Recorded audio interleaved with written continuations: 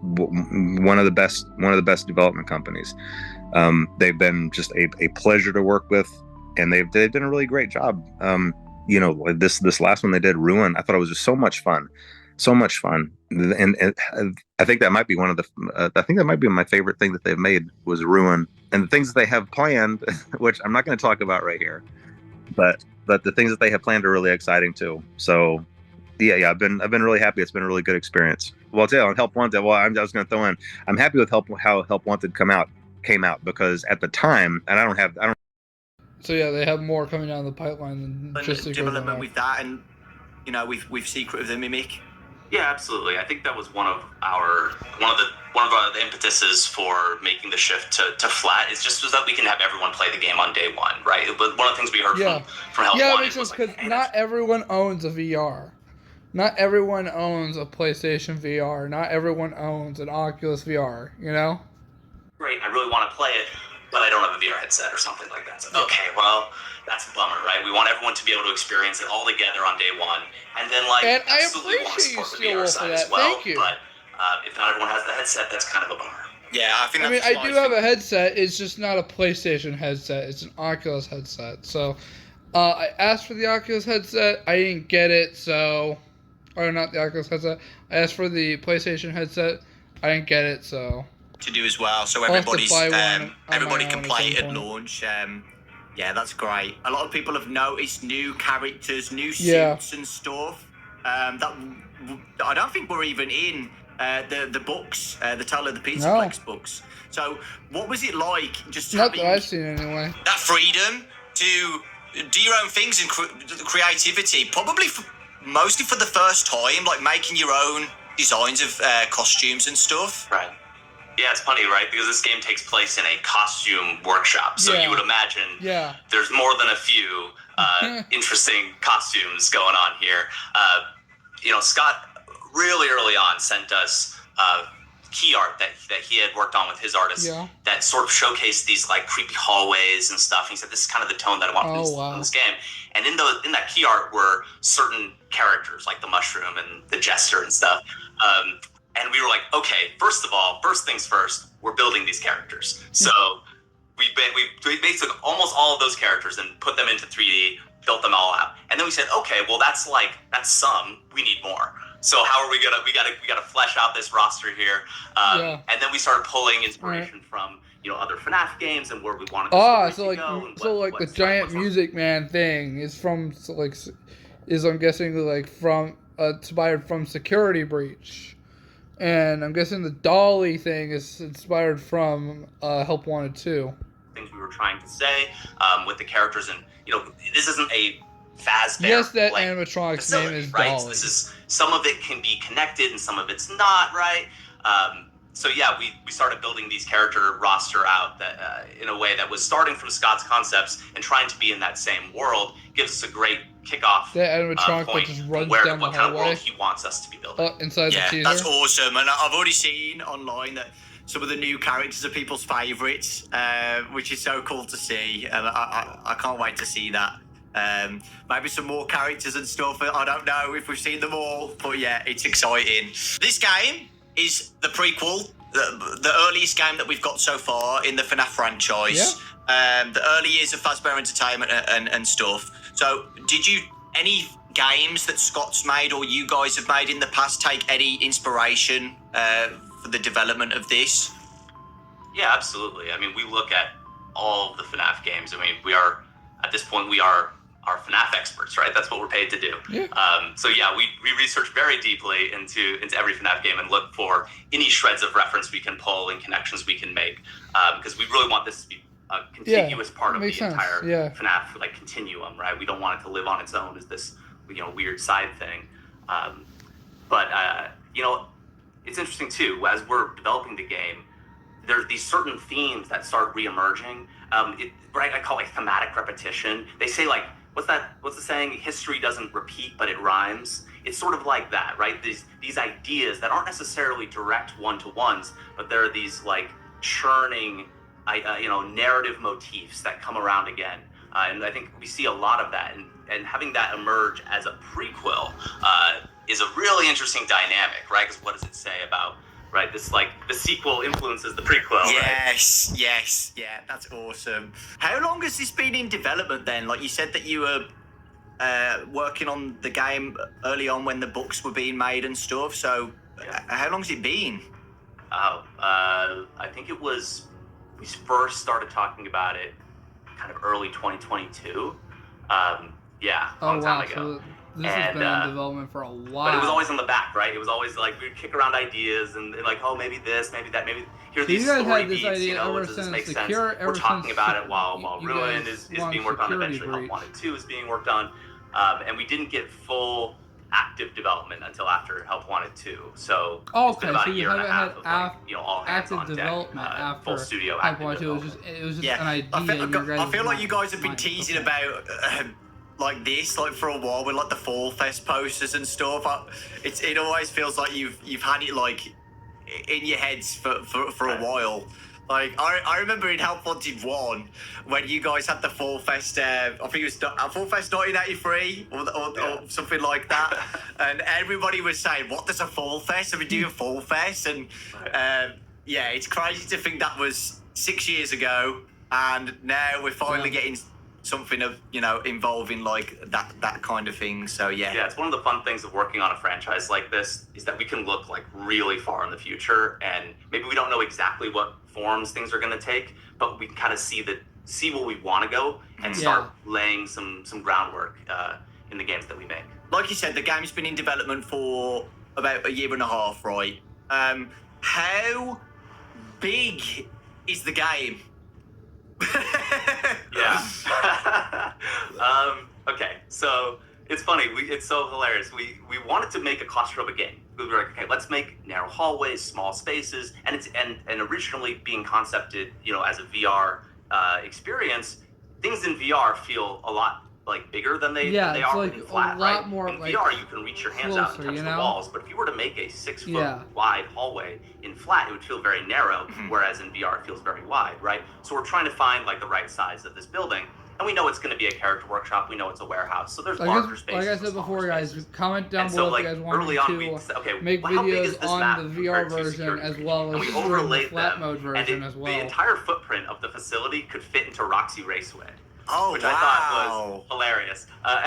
Or if you guys just want me to live stream, I'll just do the live stream. I think for us it was all about density of design, right? Yeah. And there's multiple stories and secret passageways, hidden false walls and stuff like that. So, you might find a smaller room, but it might have a lot more going on than it would if it was the same content but stretched in a larger space.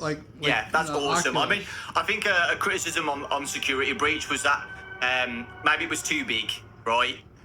So it's really cool that you guys are doing something like that, like very claustrophobic and in its own like factory and stuff. So yeah, that is very exciting. I can't wait to find all the secrets and the hidden vents and stuff to go through. The Mimic. Okay, so the Mimic is from the books. Just how accurate or true are you guys going to be sticking to the Mimic, or have you again, this might be no, I feel like they might be spoilery, but like, have you got have you changed? Yeah. I will say, if you've read the books, you don't know the full story. Okay, that's perfect. It seems like you guys, I know you guys are doing some like Edwin's Factory's separate, right? But it feels like you're also still trying to connect it with the Fnaf universe at the same time. I think that's fair to say. Can't go into too much detail. Of It's course. so hard.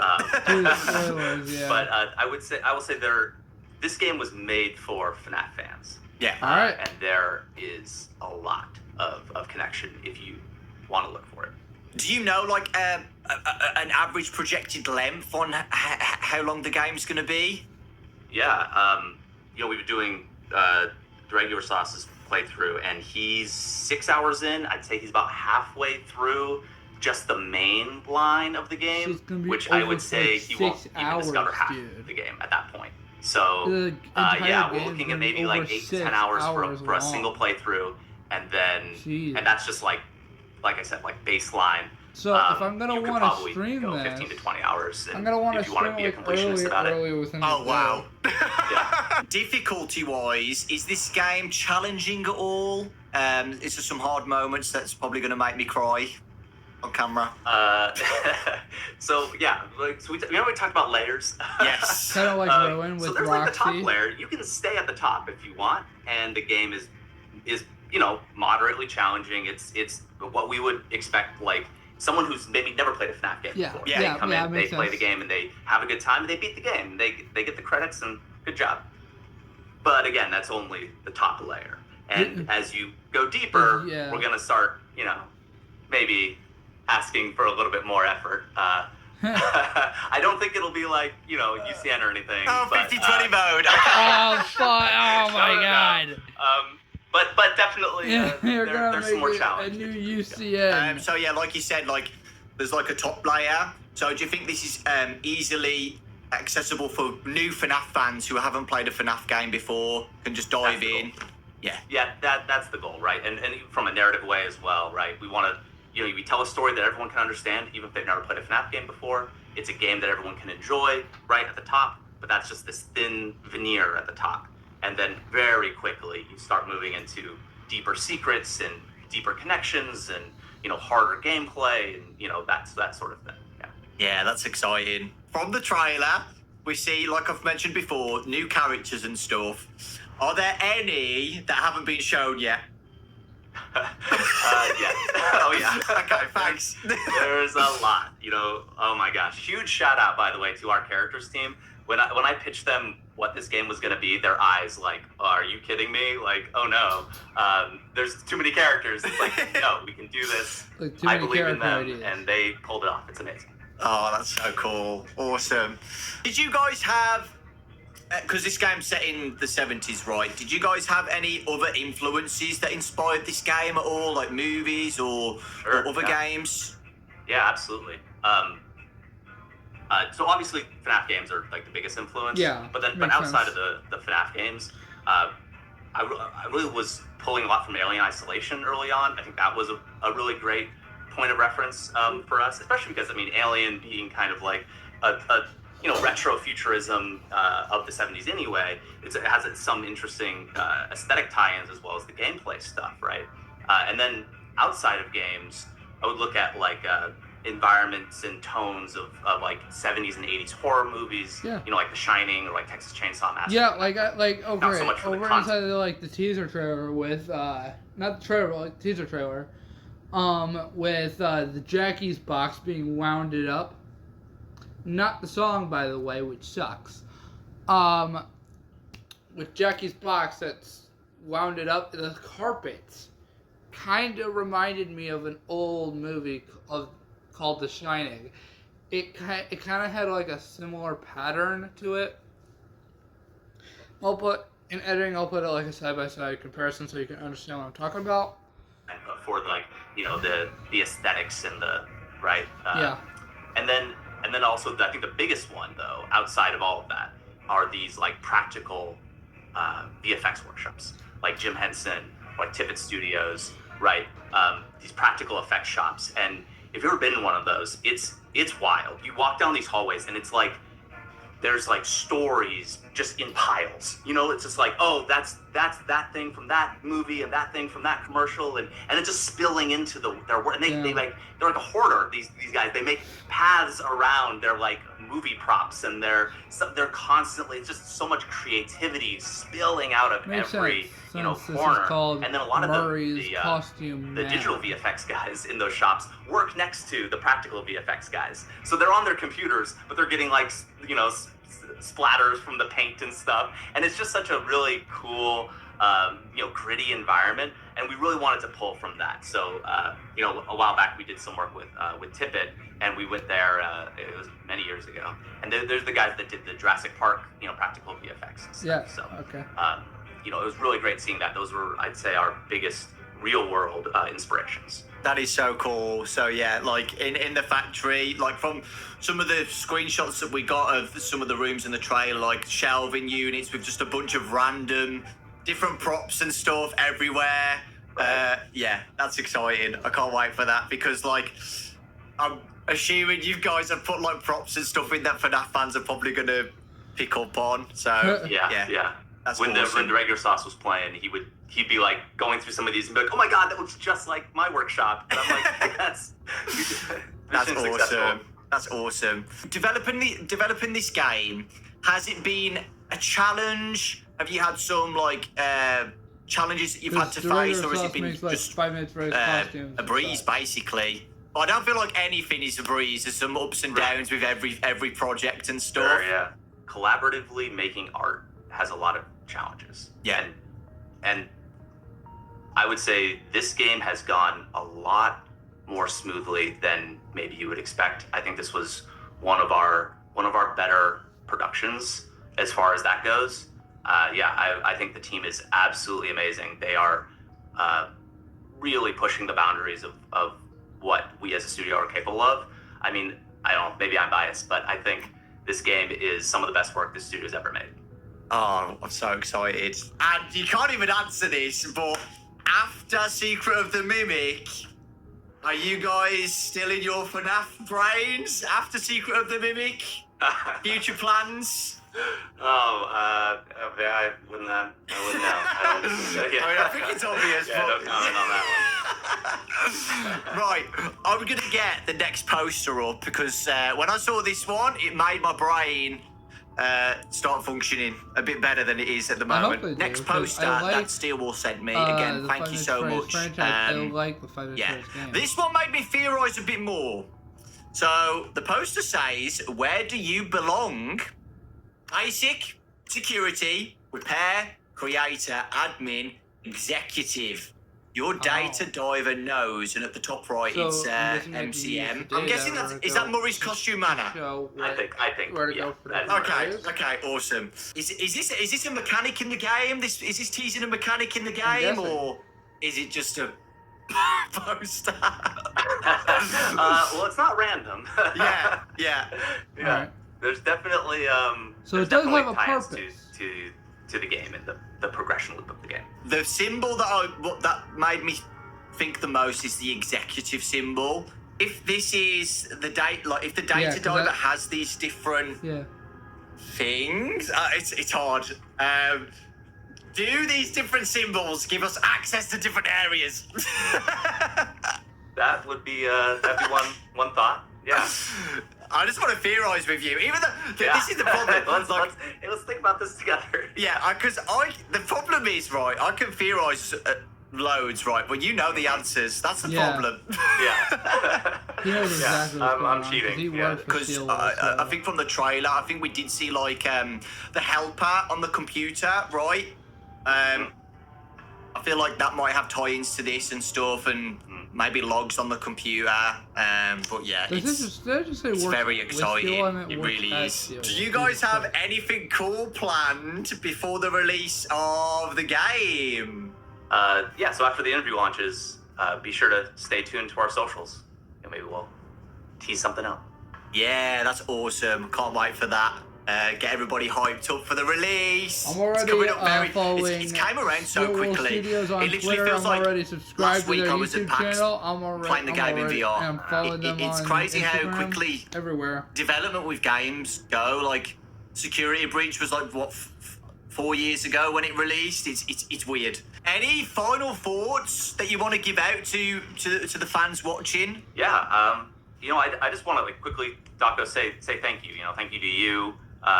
Thank you to everyone who ends up watching this. We love making FNAF games, and we couldn't do it without the incredible support of the community. Like I said before, we make games for the fans, and that's like responsibility. I know everyone loves this franchise so much, and that's a responsibility that we take really seriously. So to see the community reaction to the demo and the trailers and all the fan art that's been being made, it just means a lot. So yeah, thank you. It's going to be so exciting. I'm sure everybody's going to love it. The reaction to the game, was so positive when the trailer came out and stuff. And you guys seem to be experimenting with gameplay mechanics and stuff like that, like taking FNAF in a fresh direction, right? And I feel like it needed that. I really do. I'm so grateful for you guys. I'm thankful for Scott for finding you guys in the first place. Yeah. Back when Help Wanted came out, and you guys have been doing amazing things since then. So it's very exciting, very, very exciting. I can't wait. I have a question for you. Okay. What are you most excited about from what you've seen? Ooh.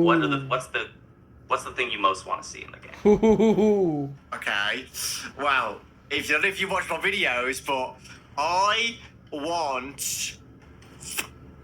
Everything I've seen so far is great, by the way. But I want... The thing what I love about FNAF is juicy lore. I love lore so much. Yeah, we're hopefully getting lore. What's going on, like Fazbear Entertainment's involvement, and I'd really, really love to see some involvement with Fredbear's Family Diner, and seeing those Fredbear Family Diner posters on the walls everywhere, and I don't know, I feel like something's gonna happen, and I'd love to just the story about Edwin as well.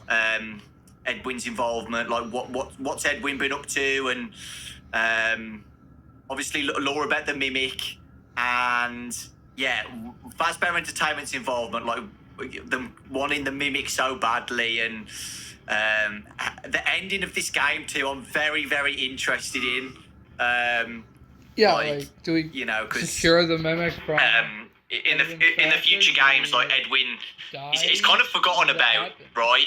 And I just want to see just what happens with the factory, and just again the involvement with Fazbear Entertainment. I'd love to see.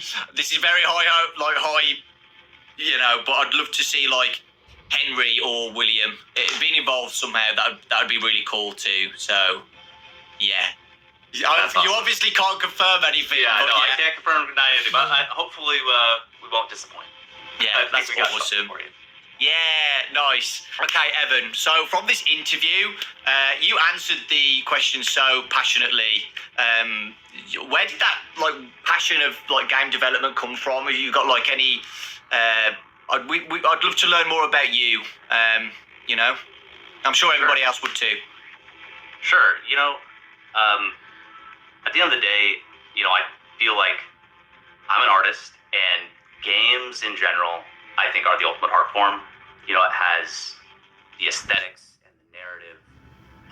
I started my career in animation, and so being able to tell stories is something that I love, and I think games do it better than anybody else. That being said, the FNAF community is why I love making FNAF games, truly. We've worked on a couple different IPs in the past, and the communities there are fine, but nothing compared to FNAF fans. We've been working on this franchise since Help Wanted 1, and that was, I don't know, I think we started maybe 8 years ago now or something. And it's just been an amazing, amazing experience. So thank you. That's awesome. Thank you so much, Evan. We're going to end it there, guys. I hope you guys really enjoyed the interview and it's hyped you up more for Secret of the Mimic. I'm sure there's lots more hype to come after this interview from SteelWool. So that's very, very exciting. And yeah, I just can't wait. I can't wait. From what you've said, Evan, about how long the game is and how much exploration there is, and it's just very exciting. I can't really speak how excited I am. I really, truly am. And yeah, that will be on the channel, guys. Massive thank you, SteelWool, for giving me this opportunity to interview the wonderful Evan. Shout out to Aisha and Jessica as well, who are lurking in the call, listening to everything I say. June 13th on PlayStation, Secret of the Mimic, guys. Make sure to get hyped and ready for that. So yeah, if you guys like this video, this reaction, make sure to have a big fat thumbs up. Subscribe to the channel if you haven't already. I'll leave a link to Dako's channel and SteelWool's YouTube channel in the description down below. And yeah, I'll see you guys in the next video and/or live stream. Peace. Yo guys, welcome back to a brand new video, and today we're going to be reacting to a brand new interview by Dako with SteelWool. So yeah, first was the Scott Cawthon interview, which which I will leave the link to that interview inside the description down below. If you haven't seen it already, basically, Darko was talking to Scott Cawthon for the second time, and he was mentioning stuff about Security Breach, about all the rest of Fnaf, and basically Fnaf as a whole, and yeah. And now he's talking to SteelWool, the new owner of the games, of the Five Nights at Freddy's games. So let's not waste any time and get straight to the reaction. Hey guys, it's Dorko. I have a very, very special video for you today. I am so honoured to be interviewing SteelWoolStudios again. This time, I've got Evan with me, and we're going to be talking about Secret of the Mimic. So, yeah, very, very good to be interviewing SteelWoolStudios again. This time, I've got Evan with me.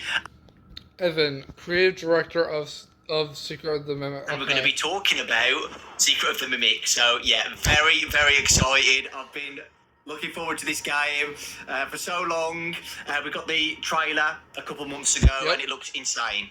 And everybody's hyped up and so excited for the release in June. So, yeah, I'm excited for this interview. Well, Evan, thank you so much for coming on for thanks this. for having me. Yeah, great to see you.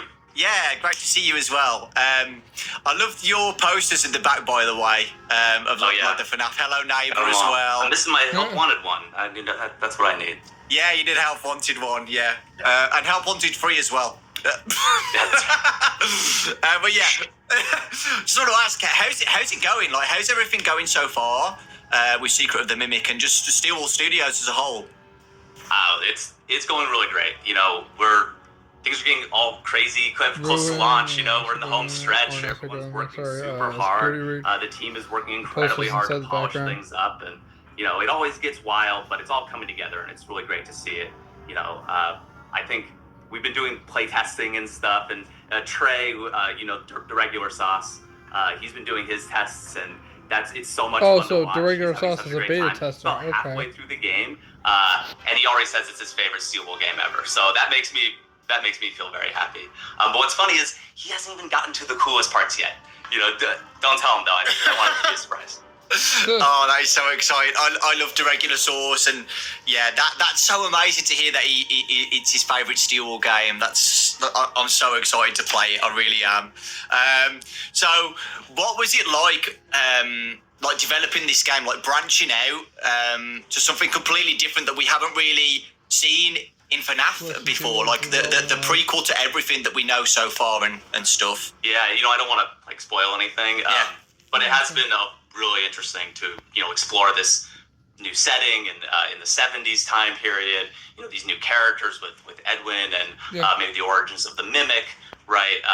You know, it's great because we get this opportunity to explore a side of the Fnaf universe that nobody's ever seen before, and I think that's very exciting for us. Mm-hmm. Yeah. I think loads of people are excited as well because I've always wanted a game like just before everything, like before, you know, like a FNAF Origins style game. So yeah, I'm super excited. One thing I wanted to talk about is Ruin. So I know so many people had a positive reaction to Ruin and the vibes of Ruin. Do you guys think you took on that, like those positive? I hope so, because I really like Ruin. This new game. Yeah, absolutely. You know, we've always talked about, as we were concepting this game, keeping the tone darker, more similar to Ruin. Yeah. I will say there's a little bit less linear than Ruin was, but we wanted to keep a lot of the bespoke, really interesting horror elements there, right? Yeah. The game is much more claustrophobic than some of the games in the past, which I think we really liked. Because when I was at PAX, I played Secret of the Mimic in VR, right? But from the trailer, it looks like it's flat mode. Are you doing both VR and flat mode on launch, or have things changed? Yeah, we pivoted a little bit. We're launching in flat, Steam and PS5 flat, and we're going to take the so VR, they are launching on PS5 on flat mode. So I will be live streaming Secret of the Mimic when it does come out launch. On launch. Hey, that's awesome, because I get to play it twice then for videos, so thanks for that. Exactly. That's why we do it. Yeah. And if you guys want, and eventually when it does come over to the Oculus version of the virtual reality, if you guys want me to do a video series replaying the game in VR, I can do that.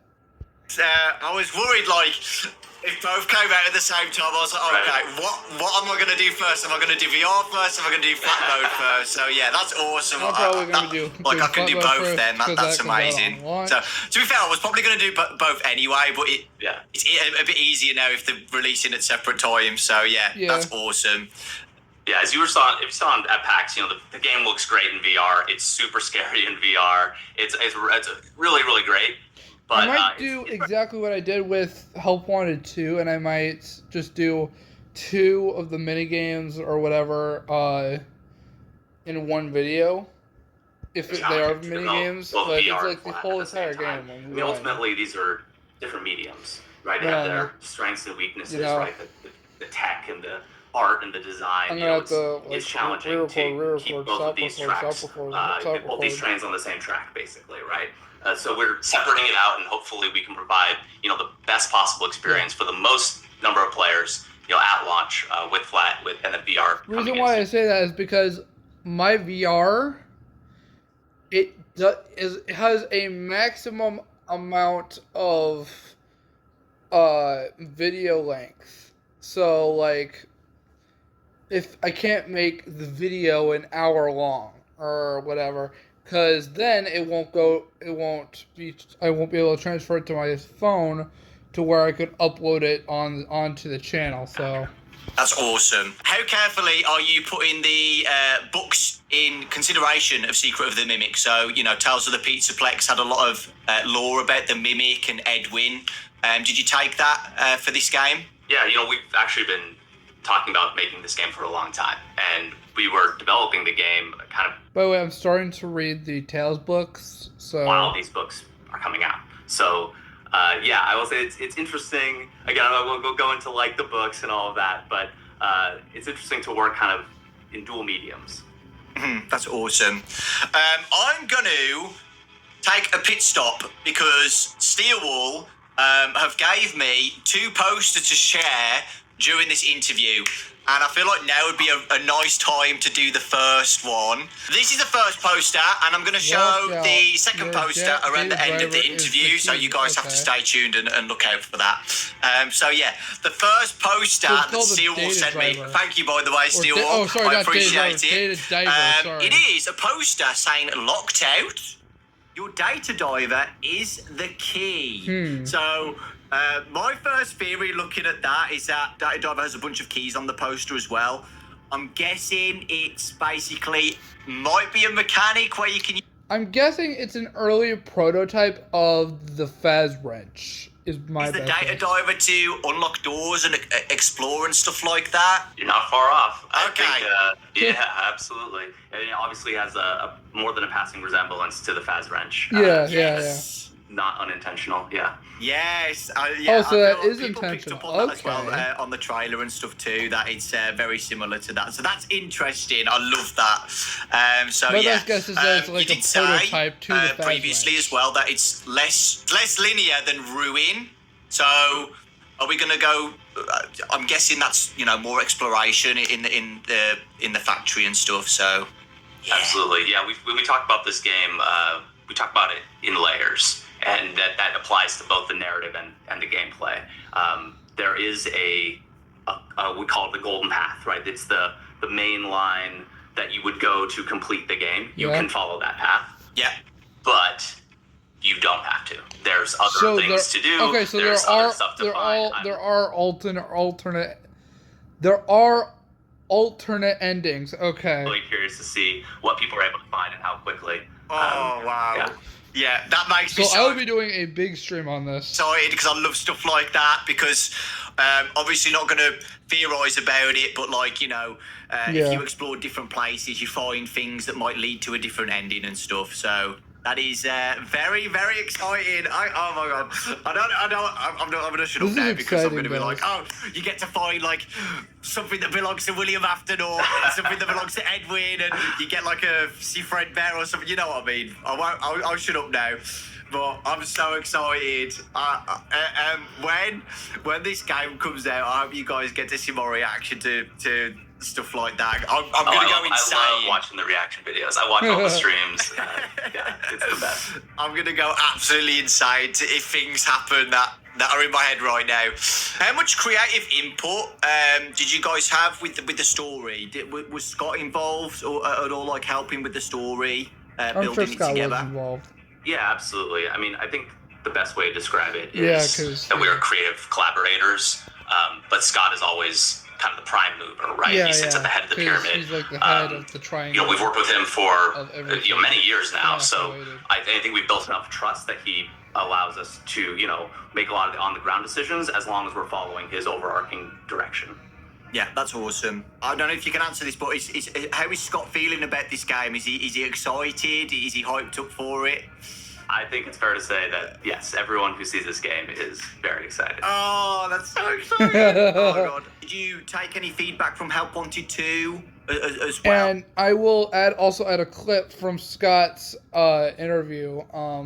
But apparently, they have more coming down the pipeline than just Secret of the Mimic.